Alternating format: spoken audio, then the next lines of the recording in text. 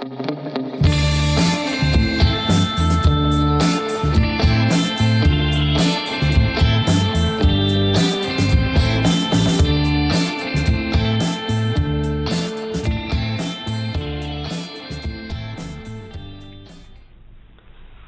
मित्रों, आज हम लोग डिस्कस करने जा रहे हैं कोल के बारे में। कोयला एक पारंपरिक स्रोत ऊर्जा का।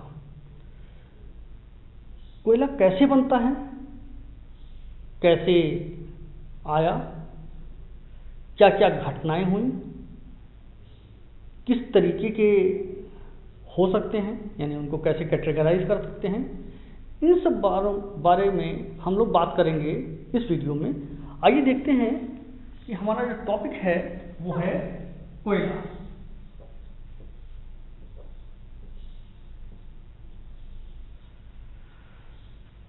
कोयला जनरली जो है वो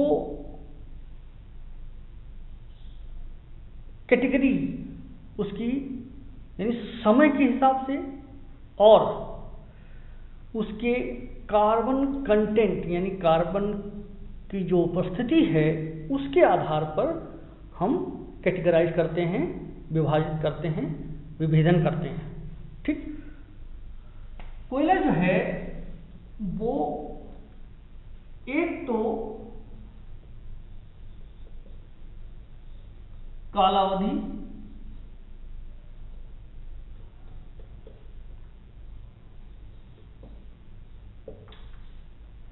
दूसरा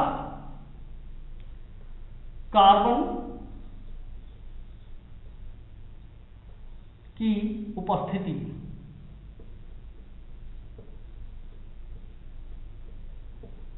इन दो आधारों पे हम लोग बात करेंगे इस वीडियो में और समझेंगे कि कैसे जो है ये बनता है और क्यों ऐसा होता है कि इसका रंग मतलब ये काला होता है, क्यों कोई कोयला ज़्यादा ठोस होता है, क्यों कोई चीज़ अच्छी होती है, क्यों खराब होती है। तो इसमें जो पहला पॉइंट है आपका वो है पीरियड। तो भाई क्या होता है कि पीरियड जो है उसके हिसाब से कोयले को कुछ कैटेगरीज में रखा जा सकता है, यानी जैसे जैसे जितना डीप वो दबता गया उसके हिसाब से। तो इससे पहले हम लोग एक बात समझ लेते हैं कि जो कोयला होता है वो बनता कैसे। जब ये जो पेड़ पौधे हैं किन्हीं कारणों से, चाहे वो कोई भी कारण हो, भूकंप आ गया हो, लैंडस्लाइड हो गई हो, इन कारणों से जब यानी जो पृथ्वी की जो घटनाएं होती हैं, हलचल होती है, उसके कारण जो पेड़ पौधे नीचे दब जाते हैं जमीन में और दबते चले जाते हैं नीचे, उनसे जो चीजें मिलती हैं, यानी एक बहुत लंबे टाइम, ध्यान दीजिए यहाँ पर 2-4 साल की बात नहीं, बिलियंस ईयर, तो एक लंबे टाइम तक कोई चीज़ जो है यानी इस तरीके के पेड़ पौधे जब नीचे दबे रहते हैं तो वो तापीय घटनाओं के आधार पे जो उसका संगठन है यानी जो कंपोजिशन होता है, या हम ये कहें कि जो प्रेशर होता है, इन सब का जो है मिला जुला रूप जो है वो कोयला होता है। जितना डीप जाता जाएगा यानी जितना डीप होता जाएगा डाउन, उतना ही ज़्यादा अच्छा कोयला वो हो जाएगा। तो हम लोग उसको एक तो जो पहला पॉइंट है वो क्या है, जिसको हम लोग कहते हैं कार्बोनिफर।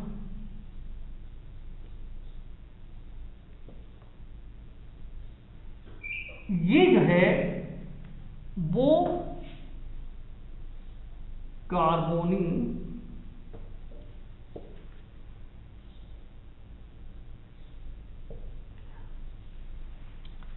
ये वो पीरियड है जो 300,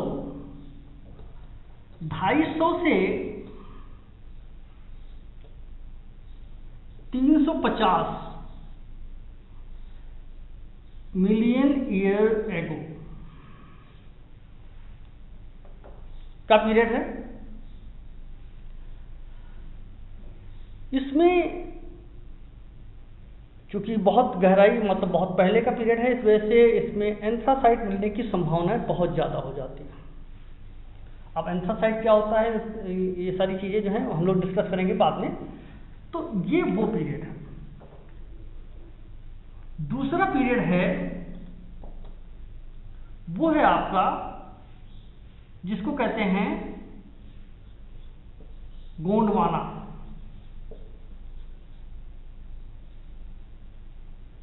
ये गोंडवाना पीरियड जो है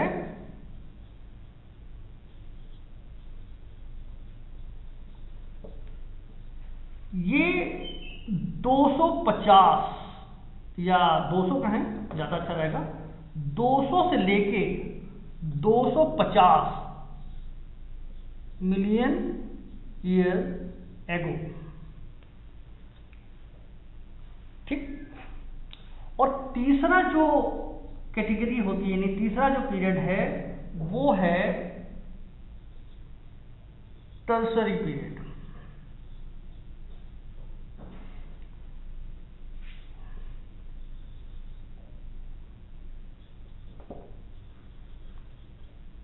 टर्सरी पीरियड जो है, ये पीरियड जो है वो 50 से 60 मिलियन ईयर एगो की कंडीशन है। जो बीच का पीरियड है इसमें कि देखिए यहां पर ये 200 से मतलब 250 से ये मतलब 200 से 250 वाली कंडीशन है। या बीच का जो पीरियड होता है उसको सब गोंडवाना पीरियड भी कहा जाता है, ठीक। तो ये तो कुछ कैटेगरी हो गई, मतलब ये वो कैटेगरी है यानी कैसे पीरियड के हिसाब से हम उसको कैटेगराइज कर सकते हैं। जितना कम टाइम होगा उतना ही वो कम डीप में गया होगा, और जितना कम डीप में गया होगा उतना ही ज़्यादा मतलब उतना अच्छा कोयला नहीं होगा, सीधा है, क्योंकि उतना उसने प्रेशर नहीं झेला, उतना ताप नहीं झेला, इस तरीके की सारी बातें होती। दूसरा जो वे है कैटेगराइज करने का वो क्या है,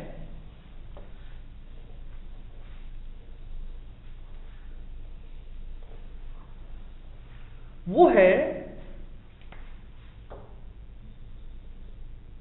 कार्बन की उपस्थिति।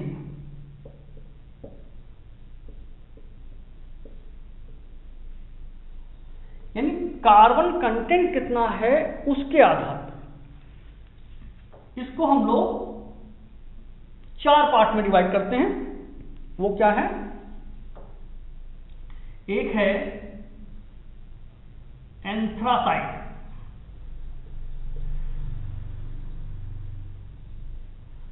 एंथ्रासाइट जो है वो एंथ्रासाइट इंग्लिश में भी लिख दिया ताकि जो है जो इंग्लिश मीडियम बच्चे हैं उनको समझ आ जाए।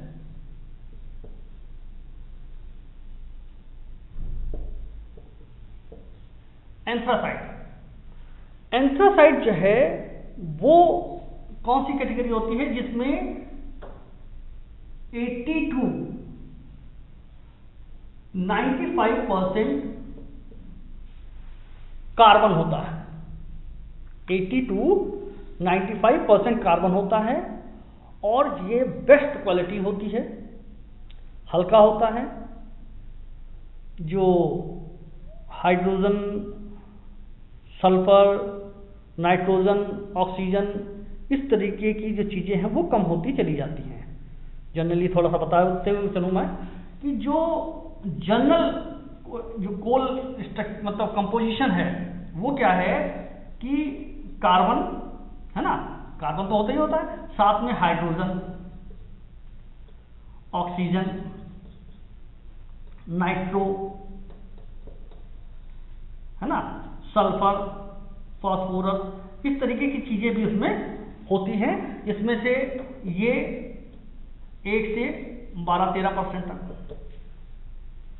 ये 2 से 20% तक, ये 1 से 3-4% तक इस तरीके से ये कैटेगराइज होता है, और ये बहुत कम मात्रा में होते हैं।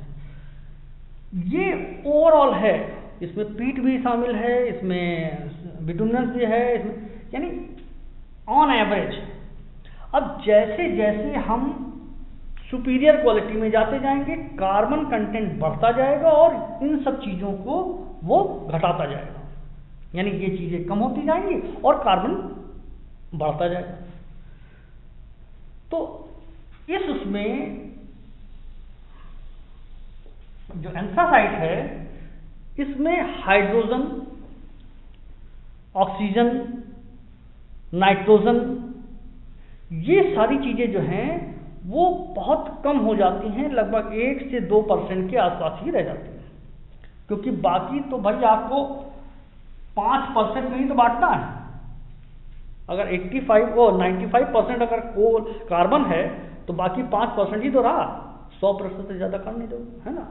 तो कहने का मतलब ये है कि वो बहुत कम हो जाता है। दूसरा है आपका, तो मैंने आपको बताया कि इसकी क्वालिटी क्या है। इसकी क्वालिटी ये है कि राख बहुत कम मिलती है, धुआं बहुत कम होता है, ऊर्जा बहुत अच्छी मिलती है, और आपका ये जो कोयला होता है चमकदार होता है, हल्का होता है, मॉइस्चर कम हो जाता है। दूसरा कैटेगरी का जो कोयला है वो है आपका बिटुमिनस। बिटुमिनस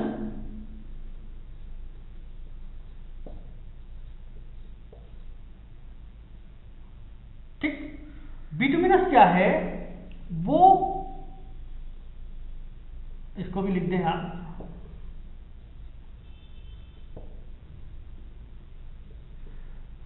बिटुमिनस जो है वो ध्यान दीजिए, ये 70 to 85%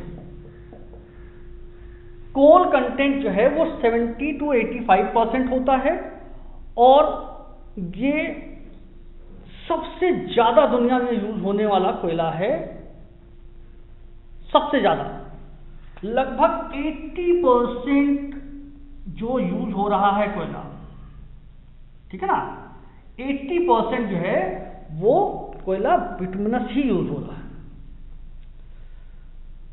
दूसरी बात, अब जाहिर सी बात है कि इसमें 85% से बाकी 15% में डिवीजन करना है, तो वो हाइड्रोजन और ऑक्सीजन और इस तरीके की चीजें उसी तरीके से डिवाइड हो जाएंगी। इसका जो ये चूंकि फॉलोवर होता है तो ये भी ऊर्जा अच्छी देता है।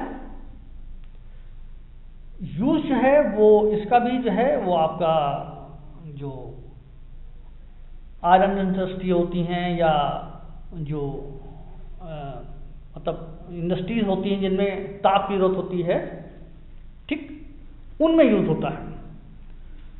ये थोड़ा सा वजन होता है, इससे थोड़ा कम चमकीला होता है, इस तरीके की यानी जो इसमें है वो इसमें उतना नहीं पाया जाता, राख भी ज़्यादा छूटती है, और जो धुआं भी है वो होता है, मगर बहुत ज़्यादा नहीं होता है, क्योंकि ये भी क्वालिटी बहुत अच्छी क्वालिटी है, ऐसा नहीं है ये सुपीरियर है, ये थोड़ा सा इससे इन्फीरियर हो गई, मगर ये भी क्वालिटी अच्छी है। तीसरा वो आपका है लिग्नाइट।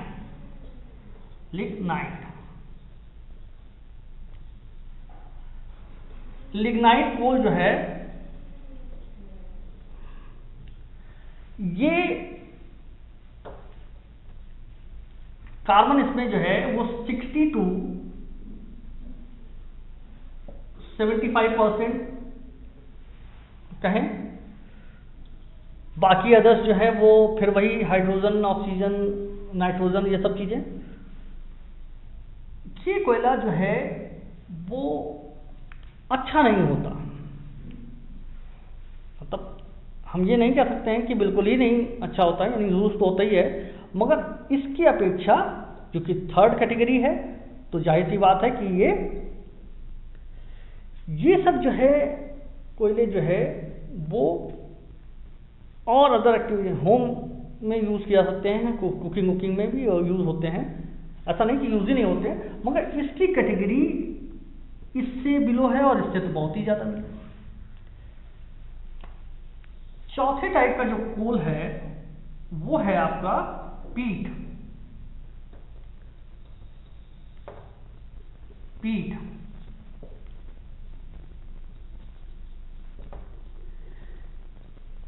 ये 60% से कम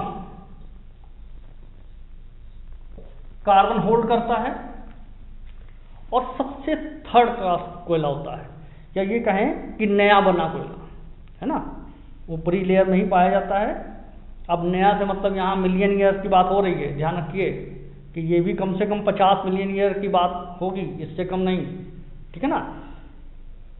तो ये चीजें जो हैं आपको समझनी थी, और इस तरीके से हम लोग कैटेगराइज कर सकते हैं कोयले को उसकी कालावधि के हिसाब से यानी पीरियड के हिसाब से, और उसकी कार्बन कंटेंट की उपस्थिति के हिसाब से, यानी जो कार्बन है उसके हिसाब से और उसकी समय अवधि, ठीक है ना, समय के हिसाब से। और तो भाई ये कुछ समझना था, उम्मीद है अच्छा लगा होगा। बाकी मिलते हैं नेक्स्ट वीडियो में। नमस्कार।